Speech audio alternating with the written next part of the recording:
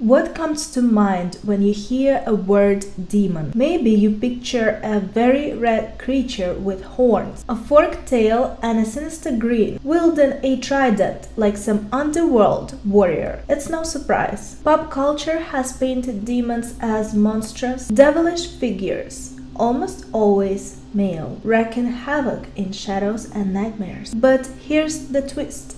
Not all demons are men. Throughout history, myths, folklore, and ancient legends have been filled with female demons, powerful, terrifying, and often even more sinister than their male counterparts. These fearsome beings have haunted religious texts, whispered through old wives' tales, and lurked in the collective fears of cultures around the world. So let's dive into this dark and mysterious realm of female demons. Here are 10 of the most spine-chilling, legendary she-demons who were said to stalk the ancient world. Hi, I'm Alina. Welcome to or welcome back to my channel. Hannya isn't just a single demon in Japanese folklore. She is a whole legion of vengeful spirits. These female demons, known as Oni, or more specifically Kiho, which is female Oni, were once ordinary women, but overwhelming jealousy, betrayal, and rage transformed them into terrifying supernatural beings, cursed to roam the earth with their torment burning through their very souls. Not all Hannya are created equal. There are 3 distinct types, each more fearsome than the last. Namanari.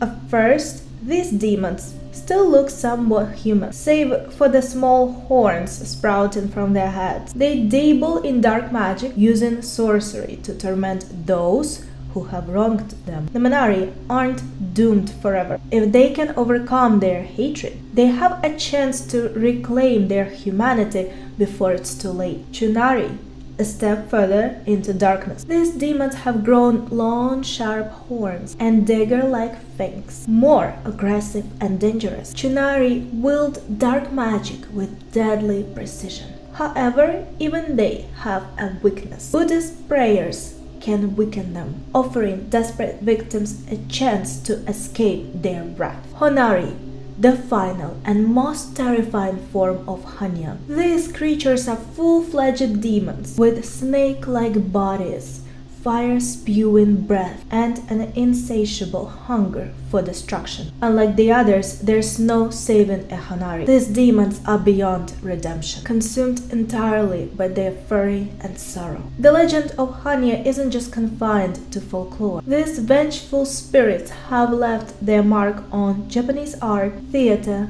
and literature. The iconic Hannya mask, with its twisted expression of sorrow and rage, is a staple in No theater, used to depict tormented female characters spiraling into madness. Beyond the stage, references to Hannya appear in countless Japanese stories, both ancient and modern, reinforcing their place in a nation's cultural fabric. Whether seen as tragic figures or terrifying monsters, Hannya remain one of Japan's most enduring supernatural symbols, an eerie reminder of what happens when unchecked emotions take on a life of their own. Echidna wasn't just any demon in ancient Greek mythology. She was the mother of monsters, the terrifying matriarch behind some of the most fearsome creatures ever to haunt heroic legends. While she might not have been as famous as her own deeds, her monstrous offspring ensured her legacy endured for centuries. A sight to behold, Echidna had the upper body of a striking woman, but the lower half of a massive serpent, blending beauty and horror in a way that mesmerized and terrified. This eerie allure made her an irresistible force, attracting mates and giving birth to creatures that would shake Greek mythology to its core. And who was her infamous partner in crime? None other than Typhon, the stormy titan of chaos himself. Together they spawned a nightmare-inducing brood, Cerberus, the 3-headed hound of the underworld, the Hydra, the multi-headed serpent, the ferocious Nemean lion, whose impenetrable hide defied weapons, the fire-breathing chimera, and even the enigmatic sphinx, whose riddles doomed the unworthy. Heroes like Heracles, Perseus, and Oedipus would spend their lives battling her monstrous progeny, but Echidna, she remained a shadowy figure behind the scenes, the ultimate creator of chaos. Despite her mythological importance, Echidna met a rather unceremonious end. She was slain in her sleep by Argus Panoptis, the 100-eyed giant, under orders from Hera. Perhaps the gods have grown weary of her ever-expanding monstrous bloodline, fearing she might birth even greater terrors. Whatever the reason, her demise did little to erase her influence. Her children continued to shape legends, and her legacy lived on through the monstrous trials faced by Greek heroes. Echidna may not have rampaged across the ancient world herself, but without her, Greek mythology would lack many of its most iconic beasts. Her impact was undeniable, proving that sometimes the greatest power isn't in destruction, but in creation. In the shadowy depth of ancient Persian lore and Zoroastrian beliefs, there lurked a demoness, both feared and infamous, Jahi, also known as Jaga. She wasn't just any demon, she was the living embodiment of lust, a temptress with a deadly allure, and the devoted consort of Ahriman, the dreaded god of evil. But Jahi's reputation was more than just ominous, it was scandalous. She bore the notorious title of the a name that spoke to her sinister power over man. Her beauty was as lethal as it was tempting. A single glance from her could drive a man to ruin, or even worse, death. She wasn't merely a seductress, she was destruction wrapped in desire. Yet her influence stretched far beyond the realm of seduction. In Zoroastrian mythology, Jahi played a pivotal role in one of the most consequential moments in the battle between God and evil. For over 3,000 years, Ormuzd, the god of light and righteousness, had kept Ahriman in a deep, powerless slumber, ensuring peace reigned over the world. But that peace was doomed to end. Jahi, using her dark charm, did what no other being could. She awakened Ahriman, and she did it in the most shocking way possible. She aroused him, stirring the god of evil from his dormancy with her sheer seductive power. Overcome with pleasure and gratitude, Ahriman rewarded Jahi with a sinister gift,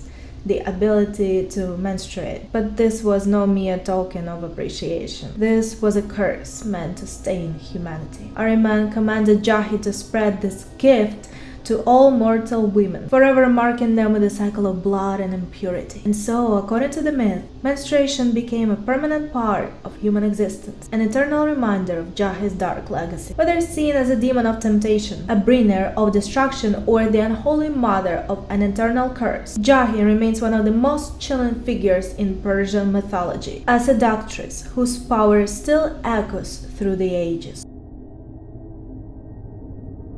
Baba Yaga is one of the most infamous figures in Slavic folklore, a mystical and unpredictable force whispered about across Eastern Europe. But ask 10 different people what she truly is, and you might get 10 different answers. Is she a wicked, child-devouring witch? A supernatural guide helping lost souls? Or even more chilling, could she be more than one entity? A trio of demonic sisters who merge into a single, terrifying being? One thing is certain.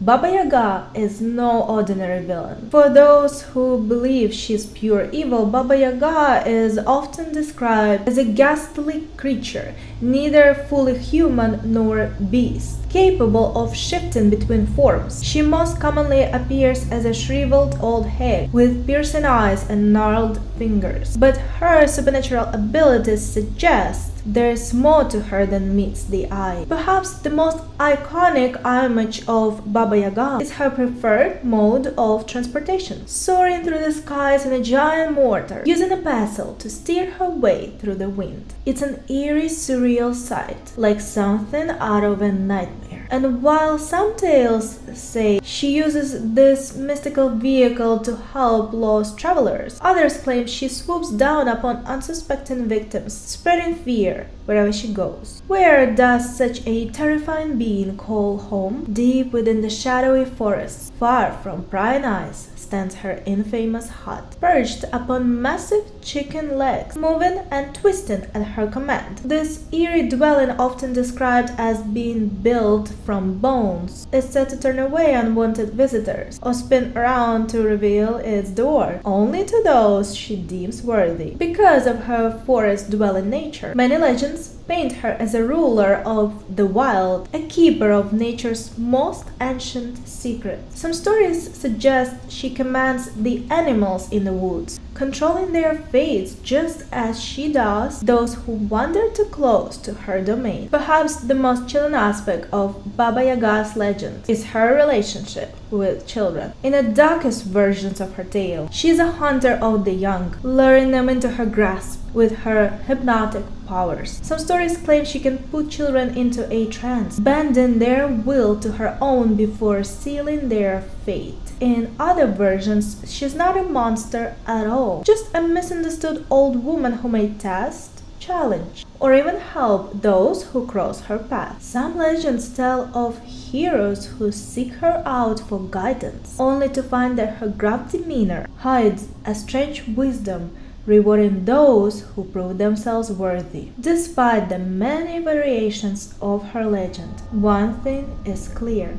Baba Yaga has long served as Eastern Europe's ultimate cautionary tale. Parents would use her terrifying presence to keep children in line, warning them that if they misbehave, strayed too far into the woods, or failed to listen to their elders, Baba Yaga would be waiting. Whether a monstrous child's nature or an unpredictable sorceress, Baba Yaga's legend continues to endure. And perhaps that's the most terrifying thing of all. No one really knows what she is, only that she's out there, lurking in the shadows, waiting for the next unwitting soul to stumble into her grasp.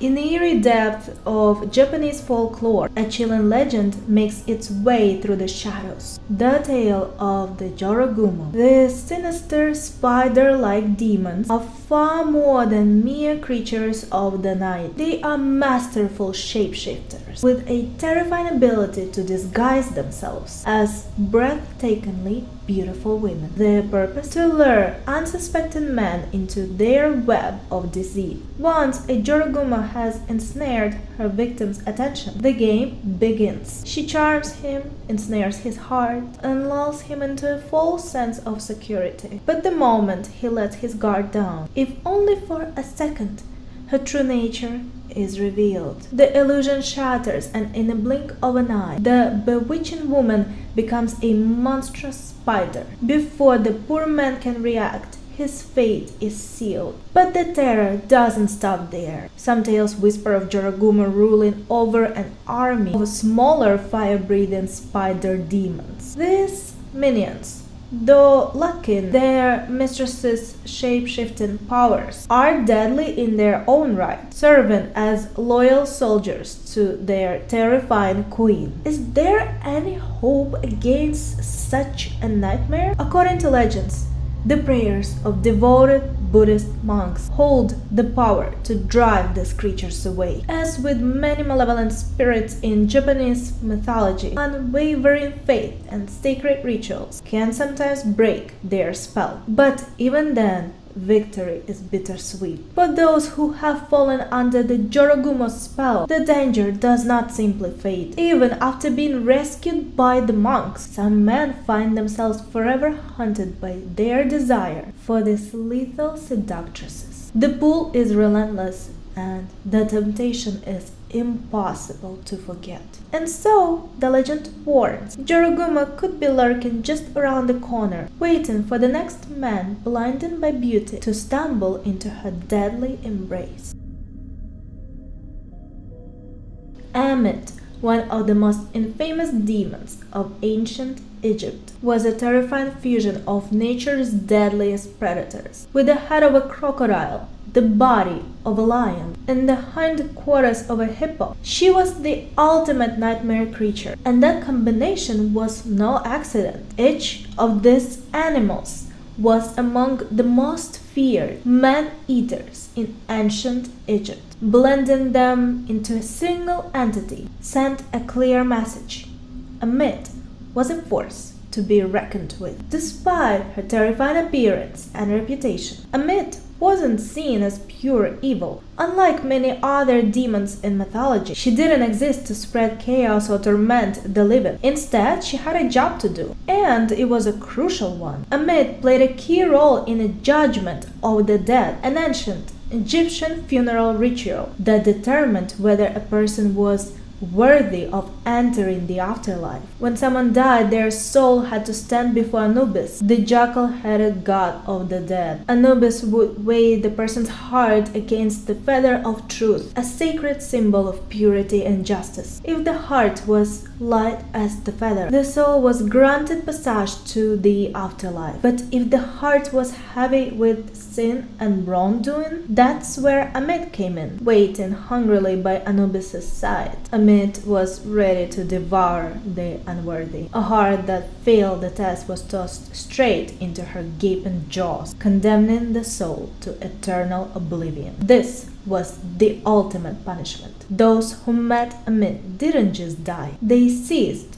to exist entirely, erased from the cycle of rebirth and any hope of an afterlife. Because of this grim role, Ammit was deeply feared but never worshipped. She wasn't a goddess to be revered. She was the embodiment of final judgment, the last thing any Egyptian wanted to encounter in death. Though she never roamed the earth causing destruction like some other demons, her legend loomed large, a reminder to live a life worthy of passing the test of Anubis. After all, no one wanted to meet the soul devourer in the afterlife.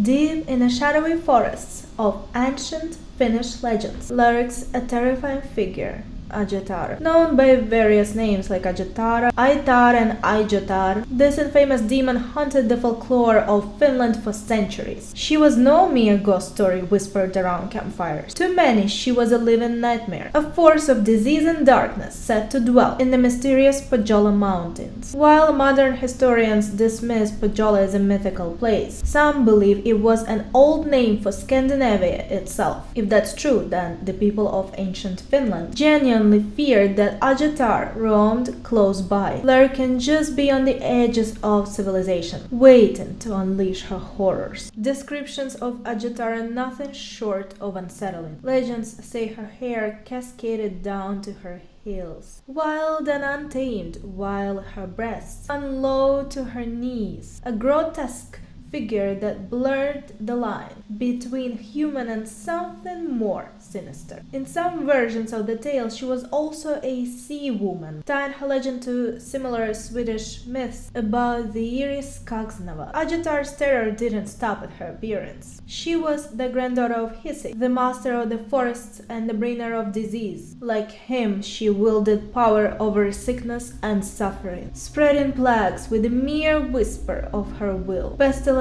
followed her wherever she went, washing over villages like an invisible tide of despair. Ajatar's dominion extended beyond death and decay. Hisi ruled over gnomes, and she inherited that role as well, leading his supernatural minions through the wilds. Even more strangely, she was the guardian of Lempo, the pagan god of love and fertility. It's a bizarre contrast. One single demon overseeing both love and disease. But Finnish folklore wove this contradiction seamlessly into its mythology. In art and legend, Ajatar often depicted as something more than just a monstrous woman. Many descriptions paint her as a serpent-like entity, sometimes a full-fledged dragon, sometimes a half-human, half-reptilian nightmare. Her long, flowing hair and grotesque form only add to her eerie mystique, making her one of the most fearsome figures in Finnish mythology. Whether she was a product of ancient fears or a cautionary tale wrapped in legend, Ajatar's name still echoes through time.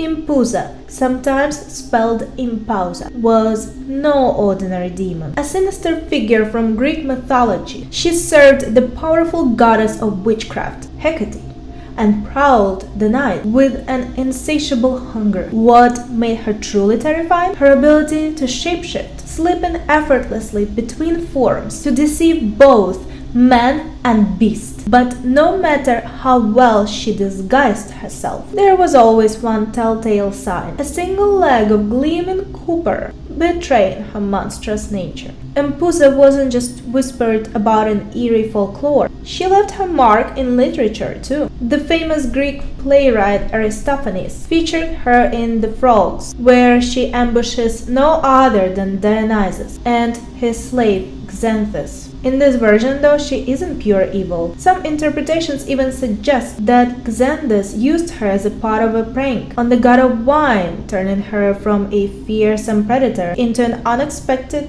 comedic element. But not all stories about Empusa are lighthearted. In the life of Apollonius of Tyana, written in the 1st century AD, she takes on a far darker role. Disguised as a beautiful woman, she seduces one of the Apollonius's young students, drawing him into her trap. Just as he begins to believe he has won the heart of an irresistible lover, she reveals her true form and devours him. This blood-curdling tale aligns with her more traditional mythological depiction, a seductive, shape-changing predator who lures unsuspecting victims to gruesome ends. Empusa wasn't just a demon, she was a living nightmare, a creature of deception and death. Whether trickster or terror, her legend remains one of the most haunting in Greek mythology.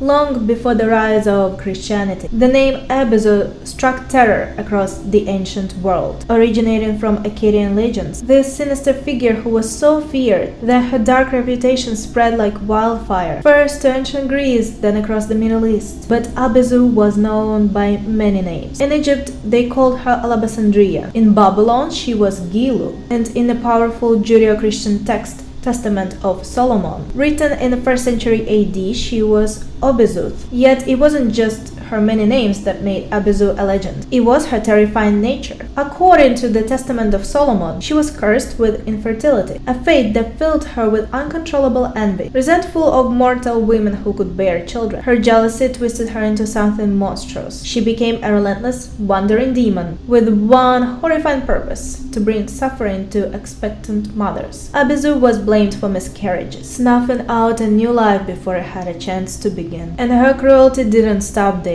Whispered tales claimed she would creep into nurseries under the cover of night, strangling newborns as they slept in their mother's arms. A nightmare made real, she was the embodiment of sorrow, grief, and loss. But the ancient world found a savior in King Solomon of Israel. According to legend, Solomon, armed with divine wisdom and power, ordered Abyzou to be captured. Bound by her own hair, she was strung up before the Temple of Jerusalem, forced to atone for her gruesome crimes. After centuries of terrorizing the lands of Mesopotamia, the Mediterranean, and the Middle East, Abyzou's reign of horror was finally put to an end, at least as the legend goes. Even today, Abyzou's tale endures, a chilling reminder of the darkness that lurks in ancient myths. Was she merely a story to explain tragic losses, or was there something more to the legend? That's a question only the echoes of history can answer. How could we possibly talk about demons without mentioning Lilith? She is the quintessential female demon, a figure rooted in Judeo-Christian theology, whose very existence sent chills down the spine. Lilith first emerged in the Book of Isaiah, only to later haunt the pages of Jewish mythology. But her legend is far more twisted than any simple mention in sacred texts. According to ancient lore, Lilith wasn't just any woman. She was the first woman created by God, crafted from the very same earth as Adam. There was no rib involved in her creation, no divine subservience meant to bind her to a man. Lilith, fierce and independent, refused to bow to Adam. She demanded equality, a freedom to stand beside him as a partner, not beneath him. But this defiance enraged God. Furious at her refusal to submit, he cast her out of the Garden of Eden, and from this Eve was born, fashioned from Adam's rib. a woman designed to serve and obey. But Lilith's tale doesn't end there. Far from it. She didn't simply vanish into the void. Instead, she became something darker. As Adam and Eve followed their faithful path, Lilith turned to the shadows, seeking out demons. In her union with these unholy creatures, Lilith's transformation was complete. She became a demon herself, and from her a new breed of demons was born, the Lilim, also known as succubi. These succubi, Lilith's vengeful offspring, have roamed the earth ever since, seducing men to bear more demon children. Driven by thirst for retribution, they seek to corrupt, to multiply, and to bring chaos to the mortal world. It's a wrathful, eternal cycle, one of anger and revenge against God, against the world that exiled Lilith, leaving her to wander alone in darkness. Thank you for watching, and I'll see you in my next video. Bye!